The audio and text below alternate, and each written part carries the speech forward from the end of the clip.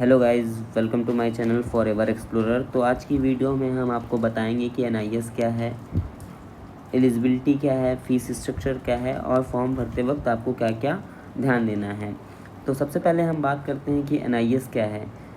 तो आपने sports authority of India का नाम तो सुना ही होगा। तो उसी का एक स्पोर्ट्स विंग है जिसे हम जानते हैं NSNIS के नाम से, Netaji Subhash national institute of sports, जो कि पटियाला में है। जो इसका मेन एकेडमिक सेंटर है वो पटियाला में है, साई NSNIS के नाम से जाना जाता है। इसके तीन रीजनल सब सेंटर हैं। पहला जो है कि साई NSSC के नाम से जाना जाता है, जो कि बेंगलोर में लोकेटेड है। दूसरा साई LNCP नाम से जाना जाता है, जो कि तिरुवनंतपुरम में लोकेटेड है।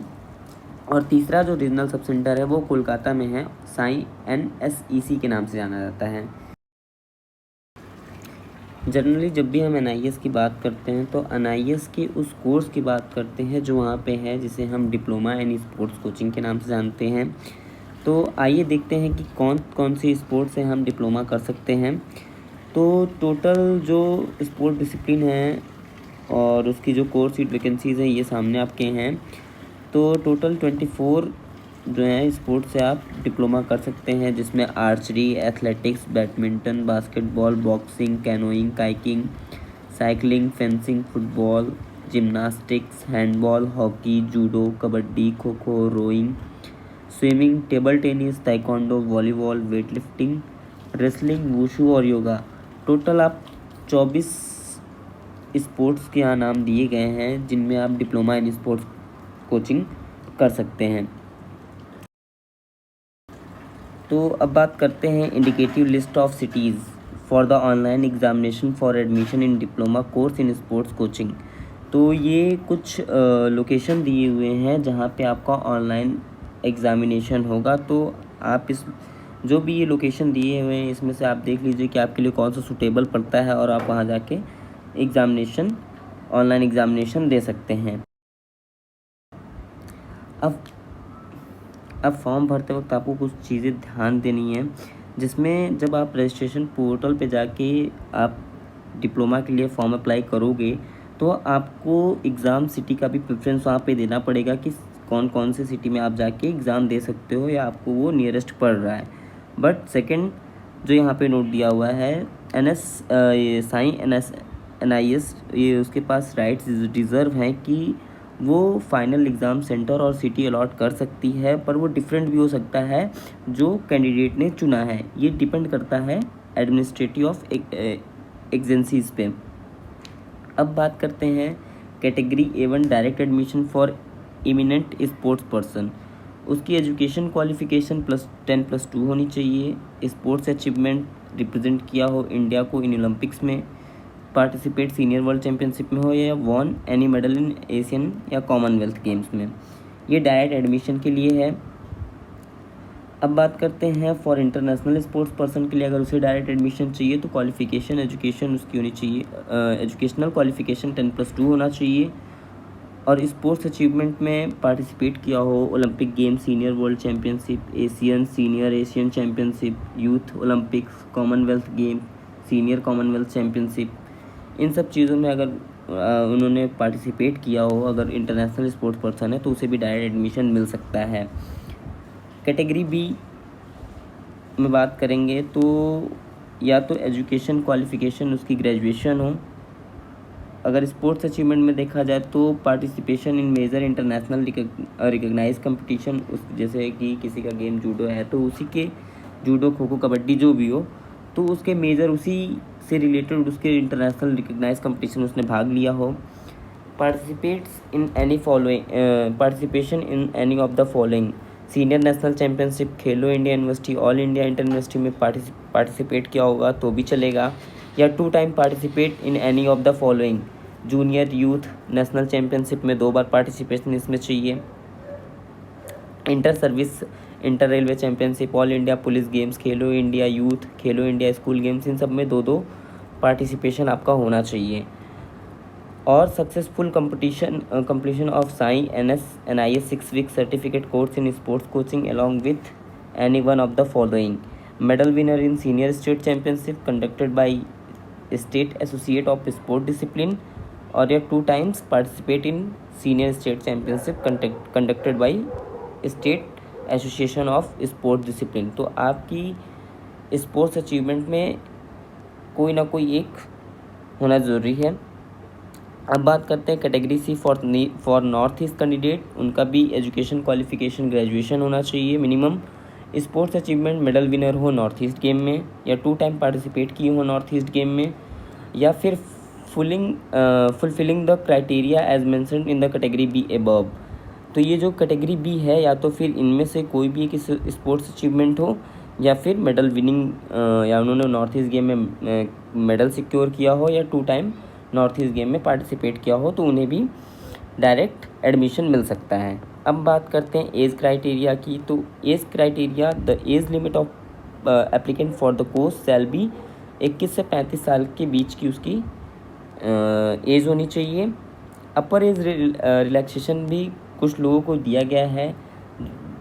किन लोगों को दिया गया है? जिन्होंने ओलंपिक गेम्स या senior world championship, Asian, senior Asian, Commonwealth, senior Commonwealth championship खेला हो, उन्हें 5 साल का अपर एज रिलैक्सेशन मिला है। या candidate belong to the SC ST OBC category, जो कैंडिडेट की कैटेगरी SC ST OBC है, उसे भी 5 साल का रिलैक्सेशन मिला। अब बात करते हैं allotment of marks for admission criteria. तो टोटल 8 स्टेप्स हैं जिसमें मार्क्स को डिवाइड किए गए हैं। तो टोटल 100 नंबर का है।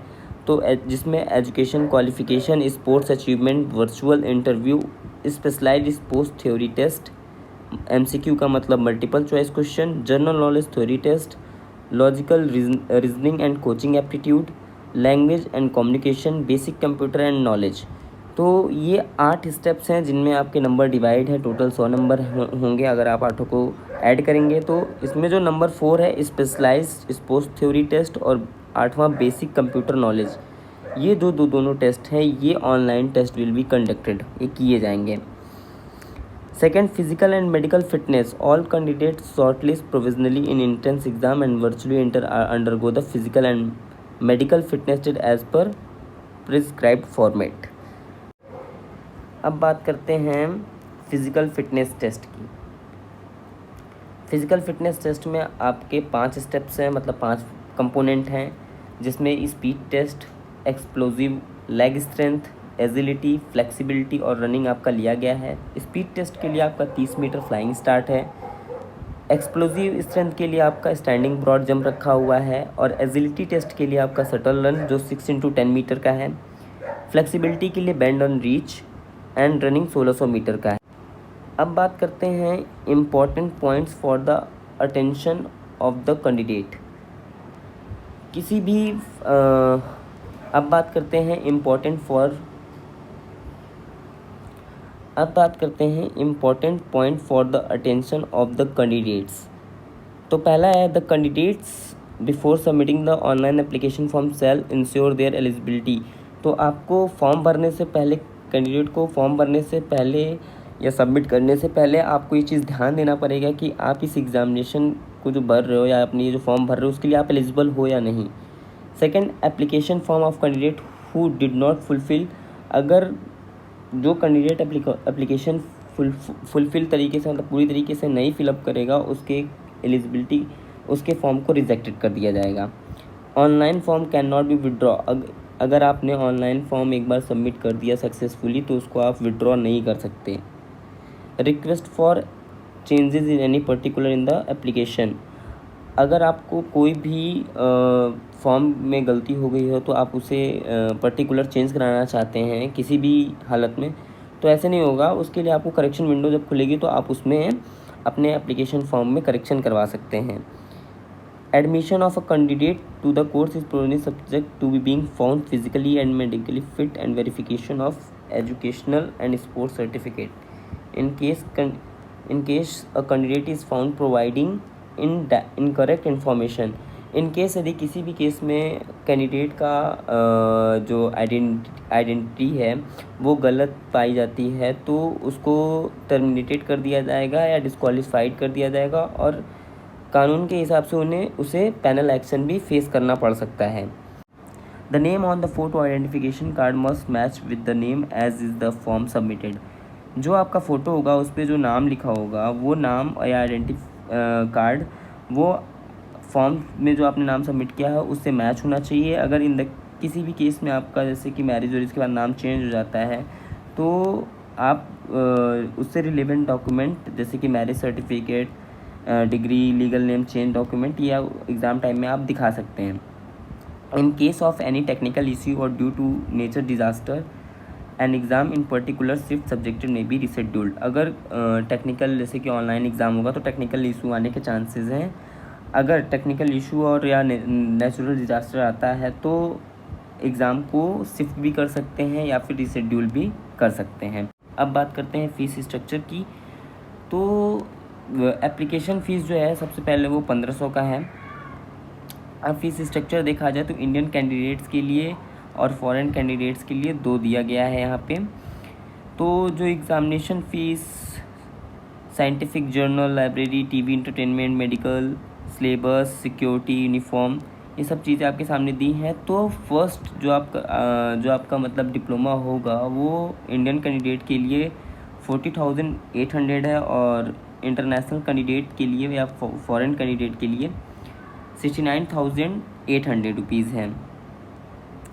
उसके नीचे to be deposited when reporting the centre, ये लोडिंग और बोर्डिंग चार्जेस हैं, ये भी आपके सामने दिए हुए हैं। तो ये रहा आपका NIS के ऊपर वीडियो। अगर इससे रिगार्डिंग आपको कोई भी कन्फ्यूज़न हो तो आप कमेंट में आके ज़रूर पूछ सकते हैं। तो अगर आपको वीडियो अच्छी लगी हो तो लाइक करें, अगर चैनल पे नए हो तो सब्सक्राइब